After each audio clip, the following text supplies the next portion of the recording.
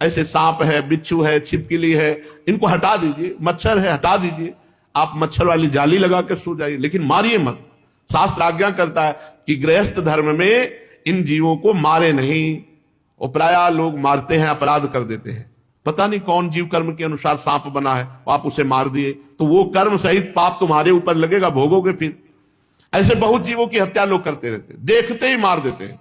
अब जैसे खेत में काम कर रहे, सांप निकल आया, बिच्छू निकल आई, बिस्खापर निकल आई, अब खेत में नुकसान पहुंचा रहे, चूहा है, बंदर है, बहुत से ऐसे जीव हैं। तो जो तुम पाप कर्म खेती में हो जाते हैं, जैसे हल जोत रहे हैं, फावड़ा चला रहे हैं, जीव कट जाते हैं, तो ये जो जीव नुकसान करते हैं उससे सारे पाप नष्ट हो जाते हैं। हम हटा दें, किसी जीव को मारे ना। गृहस्थ को चाहिए कि सबका हिस्सा बांट करके ही स्वयं उपभोग करे।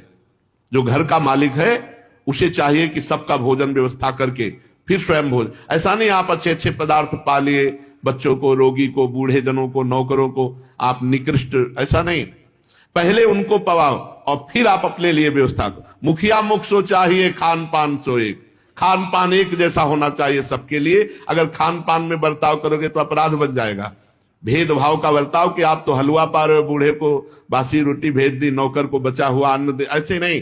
नौकर को, बेटे को, बूढ़े को, रोगी को, अतिथि को समान भाव से सेवन करें। वही जो हम पाएंगे वही दूसरों को पाएंगे। जो बुद्धिमान पुरुष हो उसे ये जरूर करना चाहिए।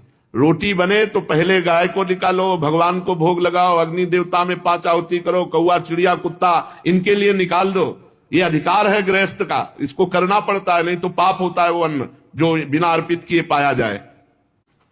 गृहस्थ को चाहिए कि प्रारब्ध से प्राप्त जो भी वस्तु है, पंच यज्ञ किए बिना अन्न न खाए।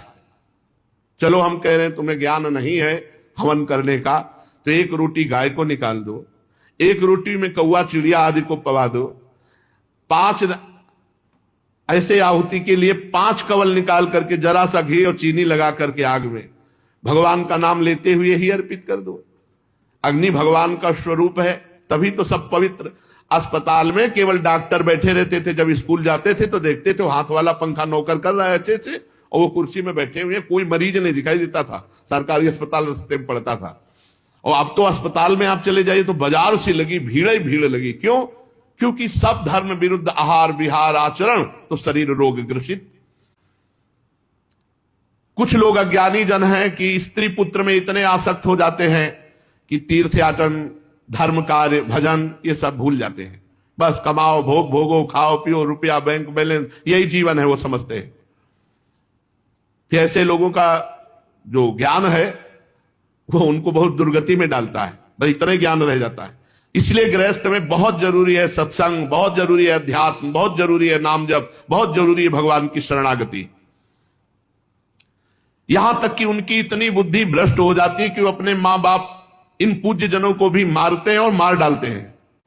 यह शरीर अंत में गाड़ दिया गया तो कीड़ा बन जाएगा, फेंक दिया गया तो पक्षी आदि खा के विष्ठा बना देंगे, आग लगा दिया गया तो राख की ढेरी हो जाएगा।